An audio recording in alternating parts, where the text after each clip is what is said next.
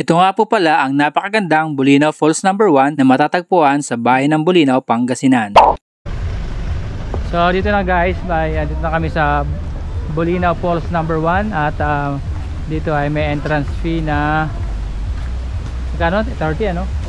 Tapos ang parking 50 po ang isang 4 wheels ay 50. 6 AM to 6 PM opening nila.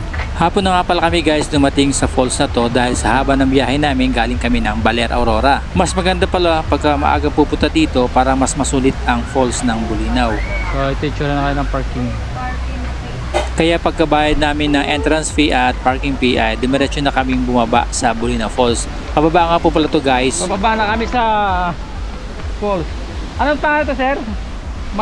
Bulinaw Falls 1 lang. Wala siyang sariling pangalan. Yun, ganda oh. Maiksing lakarin lang po pala to guys at makikita nyo na habang pababa kayo ang ganda ng Bulinaw Falls. Actually po habang nasa taas kami kanina ay narinig na namin yung tunog o yung ugong ng falls. Kaya kahit nasa taas ka, marinig mo na dahil malapit lang po itong falls na to. Pero hindi po lahat na nakasama natin ay sumamang bumaba dito. Ang iba po kasi sa mga kasama namin ay pagod na dahil sa layo ng binyahe namin, galing po kami ng Aurora. So ito na po yung daan pababa, pinakita ko po sa inyo at makikita nyo na maiksi lamang. At pagbaba nyo dito, bubungat agad sa inyo ang napakagandang view ng falls. Actually dito po ay hindi lang po pagsiswimming ang pwede nyong gawin, meron din po nagkakayak dito. Pwede rin po kayo mag-picnic, may mga cottage dito, magdala lang po kayo ng sarili nyong pagkain.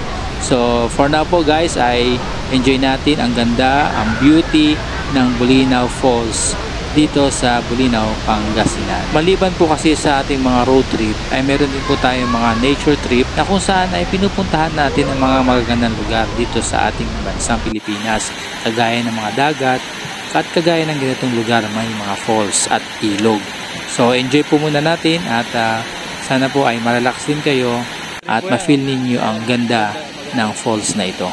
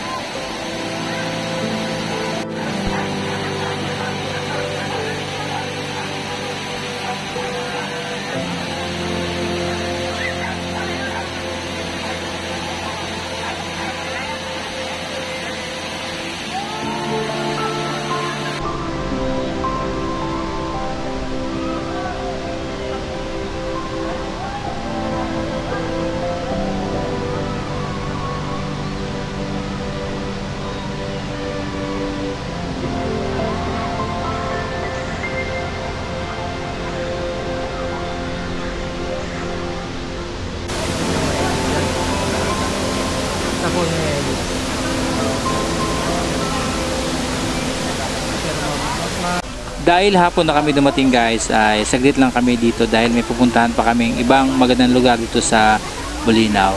So ito na yung paakyat namin, no? Pabalik na namin dun sa taas kung saan kami nagpark. At kahit na paakyat ka dito ay matatanaw mo pa rin yung falls na ating pinuntahan. So yun lang guys ang ating mapapakita sa inyong video kung saan ay nagpunta kami ng Bulinaw Falls at ipinakita namin sa inyo ang ganda ng lugar na to. At sana makita-kita pa tayo sa iba nating nature trip na kung saan ay pupunta tayo sa magagandang lugar na kagaya nito. Thank you so much for watching this video. Pakishare naman po sa iba para mapanood din nila. Hanggang sa muli, hanggang sa susunod nating mga nature trip. Ingat po tayo lagi and I love you all guys. Bye bye!